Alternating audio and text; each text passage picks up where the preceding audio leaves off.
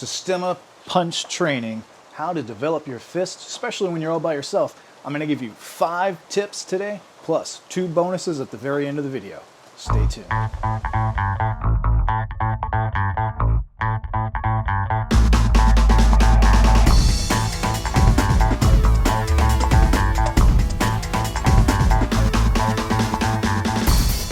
All right, welcome back to another video here from Systema North Pinellas. Today, how to develop your fist for Systema punching, and especially how to do it when you're by yourself, solo training, okay? We got 5 tips for you, plus 2 bonuses at the very end of the video, so make sure you watch all the way through to get those 2 bonuses, because that's where I'm going to show you some training that will help you develop your power and speed. So let's get right on with number 1. The very first thing you can do to start developing your fist for the Systema punch, we call it a roll-up. Super simple, but maybe it's not as easy as it might seem. So the first thing we're going to do, I'm just going to open the hand up nicely like this. We're going to roll tightly with tension this time. So we're always talking about no tension, but this time we're going to roll tightly with tension and try to get knuckle by knuckle, roll it nice and tight, squeezing it down so the fingers are just at the top portion of the palm here.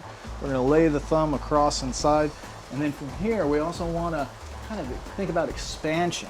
So the fist expands to the sides, front and back, up and down. Now, once we're in that position with the fist, you want to remember what the feeling is here in this fist. And at the same time, I want you to move the wrist around at this point to try to relax the forearm, because we want all the tension here in the fist and no tension going any higher than that wrist. Because we need a stable wrist, we need a stable fist on contact, but we don't want any unnecessary tension in the forearm, the upper arm, the shoulder, or into the rest of the body. Now, once you do this roll up, and it's super tight, and you get that feeling of expansion and fullness in your fist, just open the hand and let it go. Now comes the next slightly tricky part. Just close the fist again, but try to have that same feeling of that fullness, of that tension, of that solid fist at the end, but without squeezing it into place. So first, squeeze real tense, get everything into position, and then open the hands, and then just close them again. And on the second time when you close them, again, try to remember that feeling and get that same feeling. All right, moving on to part number 2, massaging the forearm. Just like we were talking about in number 1, we say we don't want a lot of excess, or we don't want any unnecessary tension in the forearm or any higher.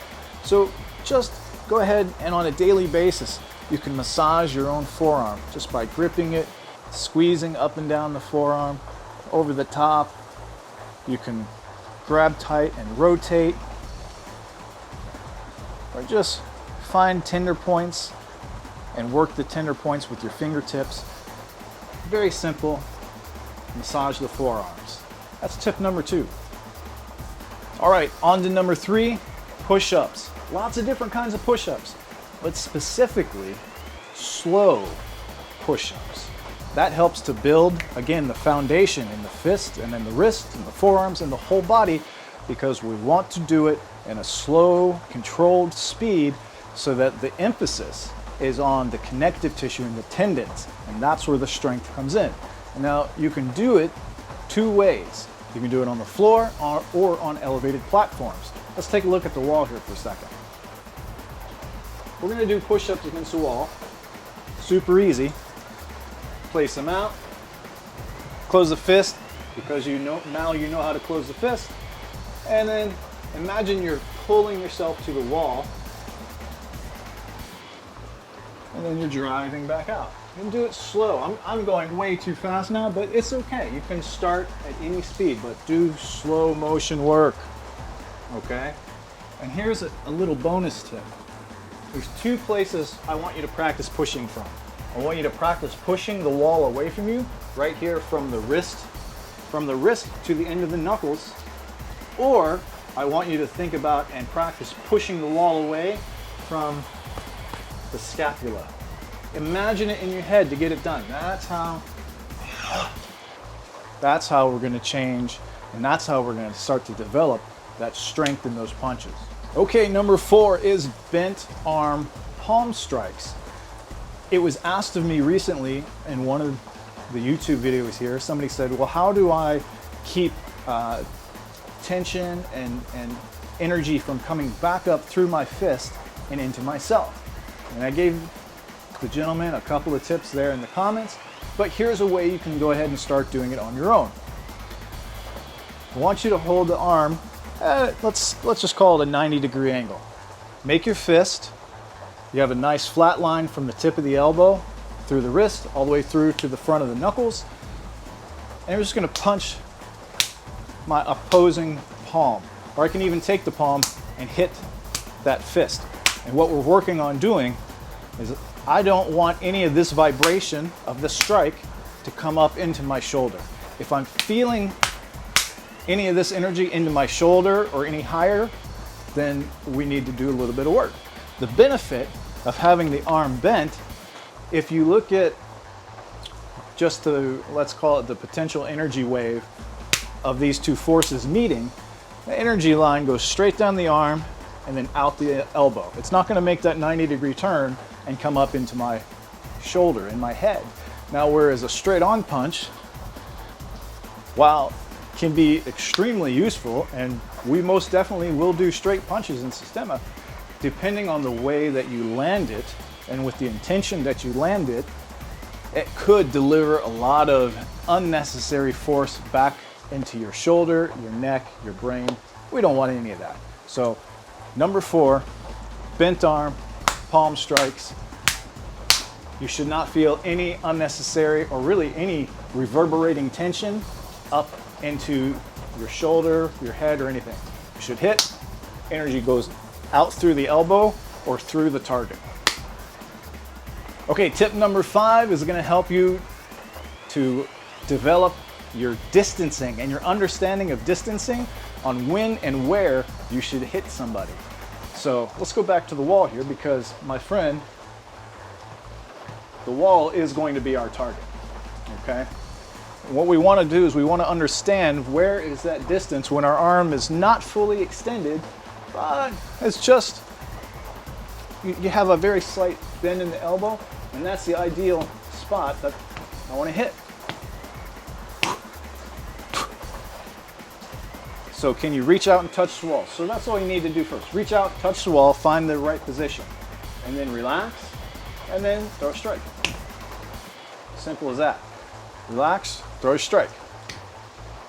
And now from when you're comfortable with this, what you can do is you can walk away from the wall and then walk towards the wall and deliver your strike. Let me clarify.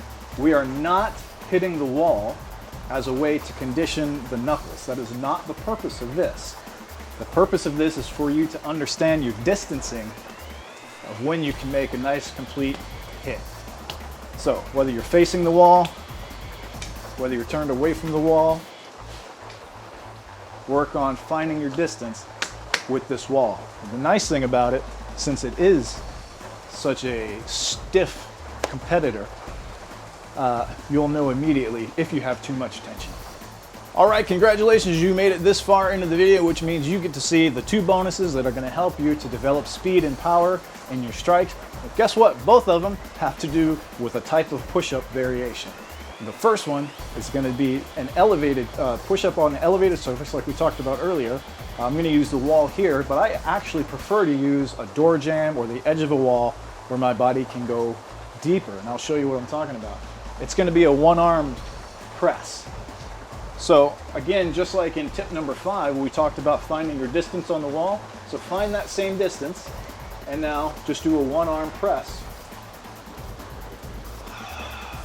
And again, you can work on pressing the wall away from you, from the wrist down into the knuckles, or from the scapula as well. Okay?